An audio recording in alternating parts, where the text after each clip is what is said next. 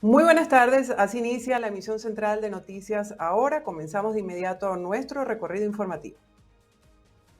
Edmundo González Urrutia afirmó que a 3 meses del 28 de julio su compromiso continúa ante el deseo de cambio expresado en millones de votos en Venezuela. Así lo señaló en su cuenta de X. González Urrutia aseguró que las persecuciones, torturas y detenciones arbitrarias que incluye a niños, personas enfermas e incluso mujeres embarazadas, a su juicio, solo evidencia lo que la administración de Nicolás Maduro no podrá demostrar. En ese sentido, mantuvo que los venezolanos construyen la ruta del cambio y no hay vuelta atrás. Por su parte, la líder opositora María Corina Machado aseveró que sigue su lucha para que Edmundo González Urrutia sea reconocido y tome posesión como presidente el próximo 10 de enero. Machado reconoció la labor de todos los testigos y de cada venezolano, especialmente de quienes dieron su propia libertad para que se ejerciera la soberanía popular y así demostrarle a la comunidad internacional que son una inmensa mayoría los que quieren un cambio en el país. En su cuenta de X, el Comando con Venezuela recordó que González Urrutia obtuvo 7.303.480 votos, mientras que Nicolás Maduro logró 3.316.142. Esto según las cifras publicadas en el sitio web resultadosconvenezuela.com, donde aseguran digitalizaron 25.073 actas, lo que equivale a un 83,50%.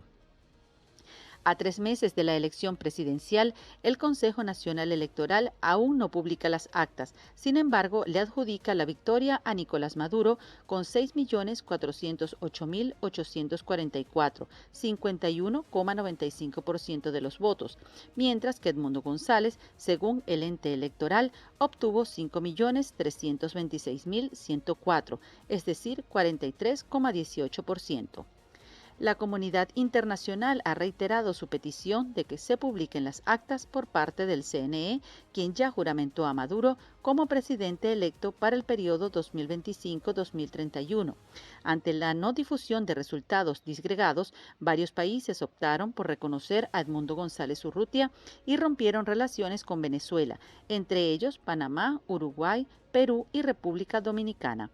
Desde el 28 de julio, la oposición venezolana y organizaciones no gubernamentales han denunciado una ola de represión, torturas, asesinatos y detenciones arbitrarias contra opositores o quienes son percibidos como tal.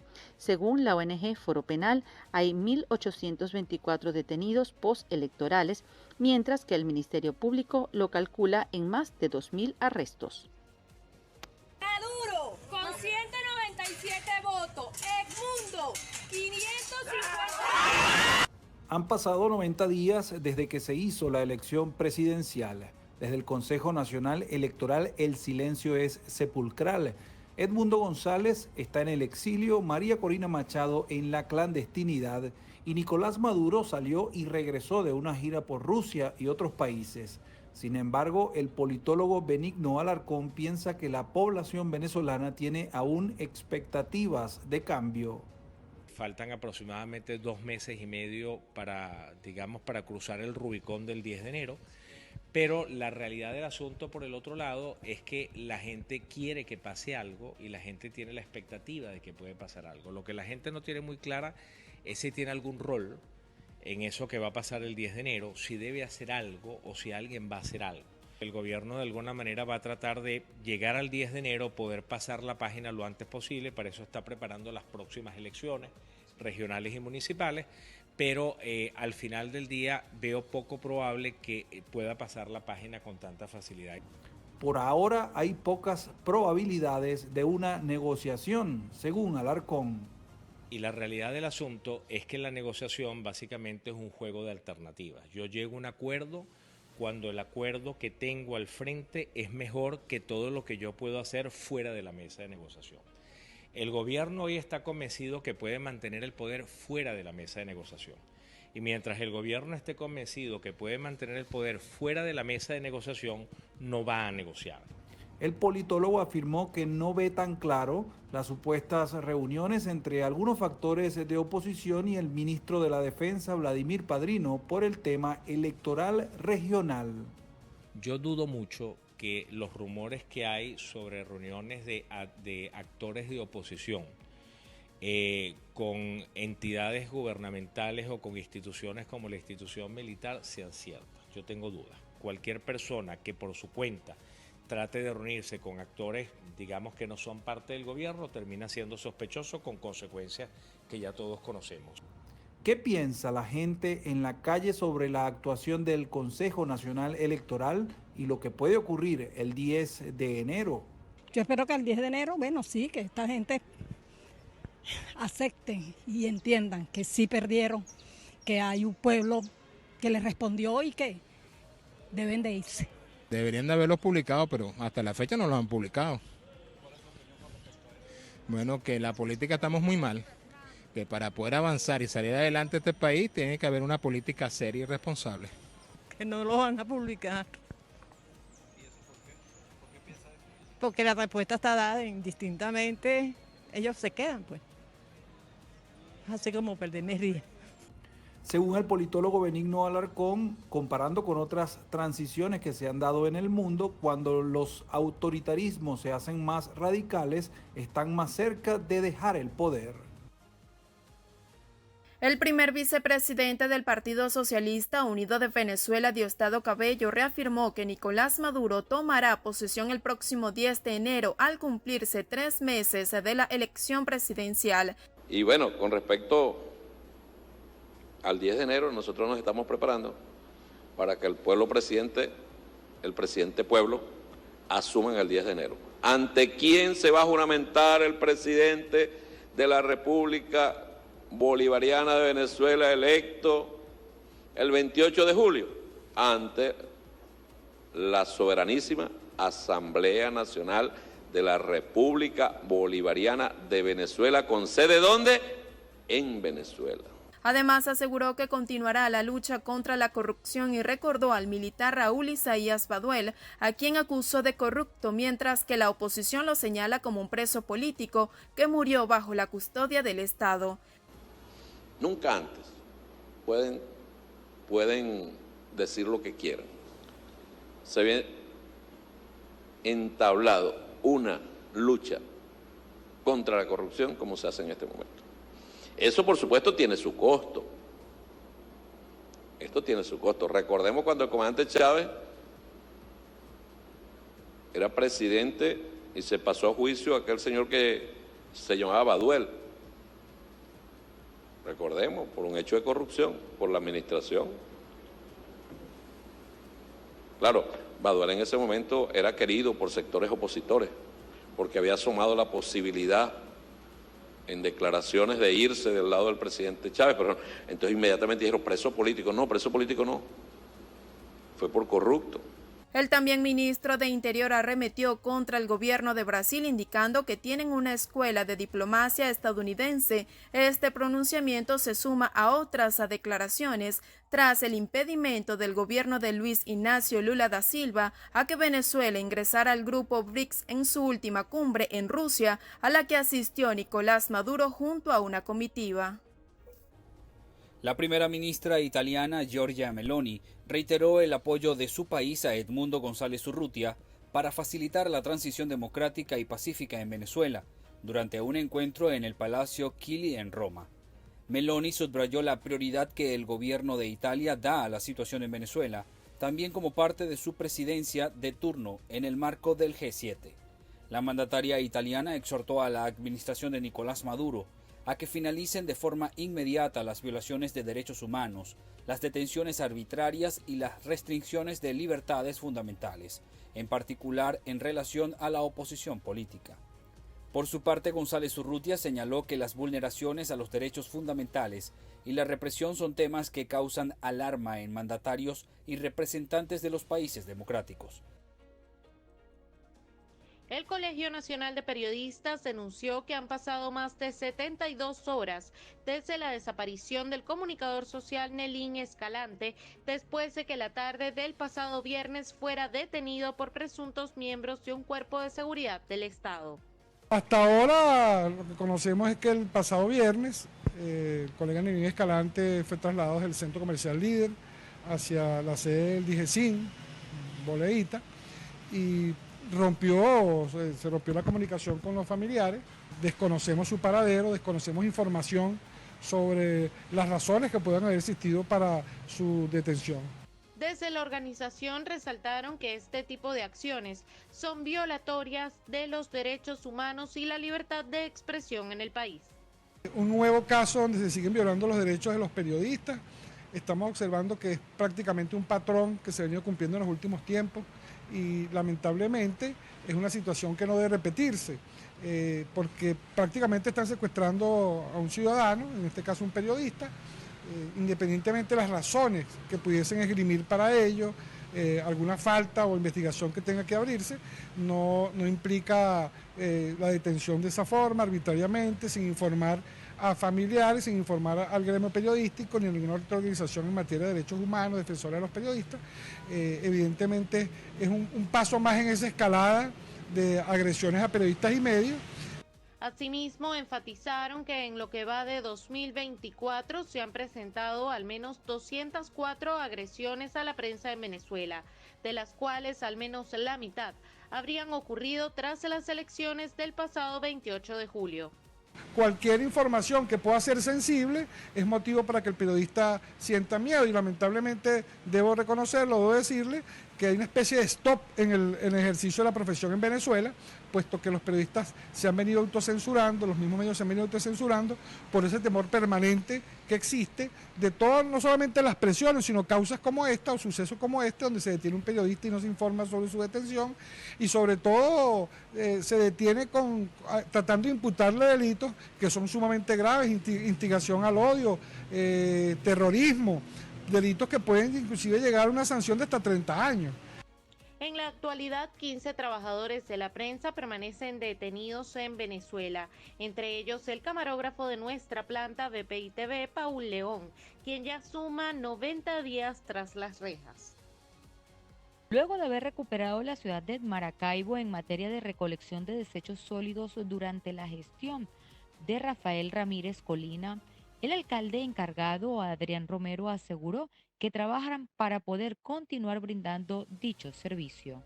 A pesar de haber tenido inconvenientes para continuar con la recolección de desechos sólidos en la ciudad capital, por las investigaciones que se vienen realizando a la alcaldía por parte de autoridades nacionales por presunta corrupción, el alcalde encargado aseguró que están iniciando un proceso de licitación para unas próximas contrataciones. Nuestro alcalde había previsto este proceso de licitación para el primer trimestre del 2025, ya que según la planificación establecida estarían dadas las condiciones necesarias. Ahora, tras analizar las variables pertinentes y las condiciones requeridas, incluida la proyección del crecimiento de la recaudación, que ya se encuentra en buenos niveles, he decidido convocar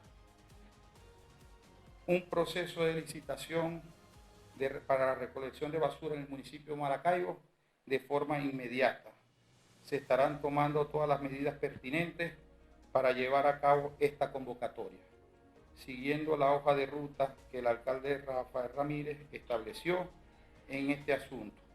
Se espera que en los próximos días pueda iniciar el proceso de contrataciones de nuevos camiones recolectores de desechos, ya que en las últimas semanas se ha vuelto a evidenciar acumulación de basura en la ciudad de Maracaibo. Diversas organizaciones de la Universidad Central de Venezuela iniciaron este lunes su campaña para la elección de gobierno y cogobierno de esa casa de estudios el próximo 15 de noviembre. Las planchas Salvemos la U y Todos por la U invitaron a la comunidad ucevista a participar. Esto es sumamente importante porque en este proceso electoral vamos a reivindicar los valores ucevistas, que son la pluralidad, la autonomía y sobre todas las cosas nuestra UCB, que es democrática. Para mí, autonomía universitaria es el derecho a elegir nuestras autoridades universitarias, el derecho a becas dignas, el derecho a la libertad de expresión, el derecho a la libertad de nuestros compañeros universitarios. Autonomía es libertad. Es por eso que el día de hoy hacemos un llamado a los estudiantes y egresados a asistir el 15 de noviembre a votar por la autonomía, a votar por la libertad y a votar por la Universidad Central de Venezuela. Los candidatos a la Federación de Centros Universitarios resaltaron la necesidad de trabajar en conjunto con las autoridades para lograr incentivos y mejorar las instalaciones, así como recordaron además que para la fecha 6 estudiantes y un profesor universitario se mantienen detenidos tras la elección del pasado 28 de julio en Venezuela. El presidente de Estados Unidos, Joe Biden, asistió a un colegio electoral ubicado en el municipio de Newcastle para votar de forma anticipada para las elecciones a la Casa Blanca del próximo 5 de noviembre. El mandatario tenía un centenar de personas por delante, por lo que tuvo que sumarse a la fila durante varios minutos antes de poder depositar su papeleta. Biden aprovechó la espera para saludar y conversar con los votantes que se le acercaban. La congresista demócrata Lisa Blunt Rochester, ahora candidata al Senado por Delaware, le acompañó al centro de votación. Al menos 41,9 millones de estadounidenses habían votado hasta este domingo anticipadamente en las elecciones a la Casa Blanca, en las que compiten la vicepresidenta demócrata Kamala Harris y el expresidente republicano Donald Trump. 2.500 elementos de la Fuerza Armada y de la Policía Nacional fueron desplegados esta madrugada a una colonia de El Salvador para implementar un cerco de seguridad por la presencia de pandillas. Este cerco de seguridad se suma a otros implementados en otras zonas del país centroamericano para combatir a las pandillas en el contexto de un régimen de excepción vigente desde marzo de 2022. El régimen de excepción, que suspende garantías constitucionales como el derecho a la defensa, se aprobó tras el asesinato de más de 80 personas en un fin de semana a finales de marzo de 2022, lo que investigaciones del medio local El Faro señalan que se dio por la ruptura de un pacto entre el gobierno y las bandas criminales. Con más de 81.900 detenciones, esta medida extraordinaria se ha convertido en la principal y única apuesta del gobierno del presidente Nayib Bukele contra las pandillas. La justicia argentina celebra este lunes una audiencia preliminar de uno de los dos juicios por la muerte de Diego Maradona y se espera que se fije una fecha de comienzo del juicio por jurados contra la enfermera Gisela Dagiana Madrid, la única de los 8 acusados que solicitó un proceso mediante esta modalidad. Madrid es acusada de homicidio simple con dolo eventual por su proceder mientras cuidaba a Maradona antes de su muerte en noviembre de 2020.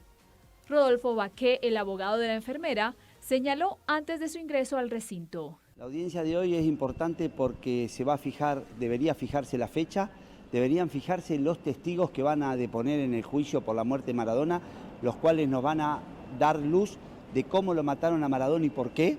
Por su parte, Fernando Burlando, el abogado que representa a las hijas del fallecido exfutbolista, describió así a la enfermera.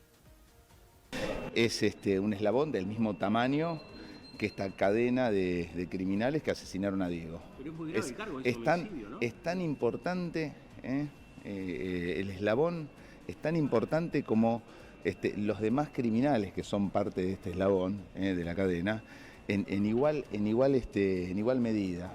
Sin lugar a duda. La Cámara de Casación bonaerense estableció el 2 de octubre pasado que la responsabilidad por la muerte de Maradona se definirá en 2 instancias, una por jurados contra la enfermera a pedido de su abogado Rafael Baqué y otro técnico para el resto de los 7 acusados que está previsto para el 11 de marzo de 2025. El 38% de los árboles del mundo está en peligro de extinción. Este es el dato que aparece en la actualización de la lista roja de especies amenazadas de la Unión Internacional para la Conservación de la Naturaleza que se presentó en el marco de la COP16 en Cali. La directora general de esta organización, Gretel Aguilar, explicó en rueda de prensa que la pérdida de árboles también pone en peligro a otras miles de especies. Los árboles son la base de los ecosistemas que sustentan la vida, proporcionando servicios esenciales a millones de personas que dependen de ellos para su supervivencia. El informe también alerta que más de 46.000 especies vivas en general están amenazadas de extinción. La investigación señala además que la mayor proporción de árboles amenazados se encuentra en las islas y que las especies insulares de los países tropicales son las que corren un riesgo más alto debido a la deforestación para el desarrollo urbano y la agricultura en todas las escalas. Estos árboles también son amenazados por las especies invasoras, las plagas y las enfermedades. Mafalda cumplió 60 años, pero sigue siendo una niña filósofa que desde este lunes tiene una escultura delante de la casa del lector del Matadero de Madrid, ciudad donde Quino, su creador, fue feliz. Así lo recordó su sobrino Guille Lavado en la inauguración de la obra, donde también compartió parte de los pensamientos de Quino. Quino se lamentaba un poco de que en parte la vigencia de Mafalda se debe a que el mundo no ha cambiado tanto. En realidad, en cuanto a las guerras, las hambrunas y las injusticias sociales, es verdad que algo ha mejorado, pero los conflictos bélicos se trasladan de una región a otra, ni siquiera casi de un continente. El Medio Oriente sigue teniendo los mismos conflictos que cuando él escribía en los años 70, y las guerras van pasando de un sitio a otro desde los mismos intereses de los grandes poderes. Sentada en un banco de madera municipal e imaginada con un vestido rojo por el escultor Pablo Irgán, la escultura de 80 centímetros de alto y 20 kilos ha sido donada al Ayuntamiento de Madrid por la editorial Lumen, propiedad ahora de Penguin Random House, que la publica en España desde 1970, 6 años después de su primera aparición en la revista argentina Primera Plana. Joaquín Salvador Lavado, verdadero nombre de Quino, pasó los inviernos en un apartamento de la calle Don Ramón de la Cruz en Madrid durante los últimos años de su vida. Así ponemos punto final a nuestra emisión central de Noticias Ahora. Feliz tarde.